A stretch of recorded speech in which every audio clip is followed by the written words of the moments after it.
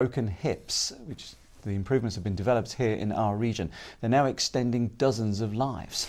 Yes, 10 years ago, medics at the Northumbria Healthcare Trust began work to reduce the number of people dying soon after a hip fracture. Well, the programme's based on the principle that small and simple changes add up to make a real impact on life expectancy. Our health correspondent Helen Ford has been investigating, and a warning: her report includes images of a hip replacement operation taking place.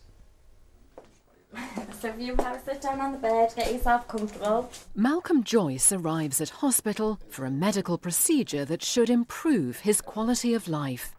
He had emergency surgery 3 years ago after fracturing his hip. Today he's having his own joint replaced with an artificial one.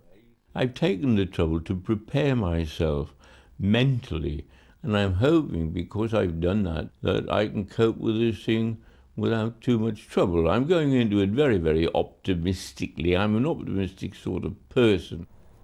2 hours later, Mr. Joyce is in the operating theatre and the procedure begins, led by surgeon Dominic Inman. Knife, please. Before the artificial hip is fitted, he must remove a metal plate inserted when the patient originally damaged his joint. Yeah, it's gone fine so far. It's always quite tricky because he's had a fracture before, but so far it's gone very well. Mr. Joyce's operation was planned, but this trust sees more than 700 emergency hip fracture patients every year. Many of those people are struggling with wider health issues. Recent figures indicate that nearly a third of people nationally who fracture a hip will die within a year. A fifth will find it impossible to return to living in their own home. In order to change the picture here, the Northumbria Healthcare Trust embarked on a long-term improvement programme. It's based on the idea that a number of small changes can together add up to boost patients' chances of survival.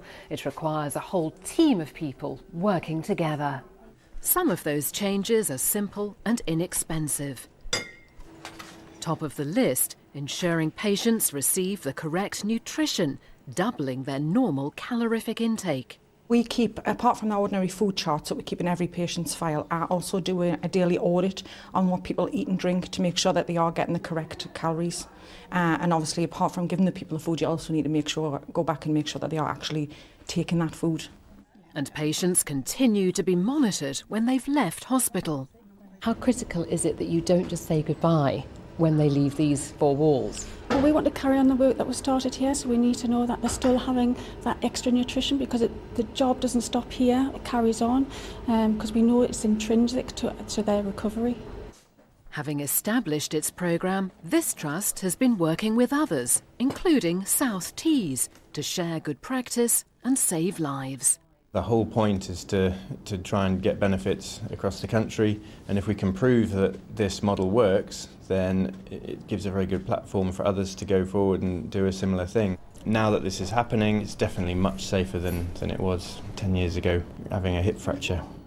And that's good news for Malcolm Joyce, who's now out of the operating theatre.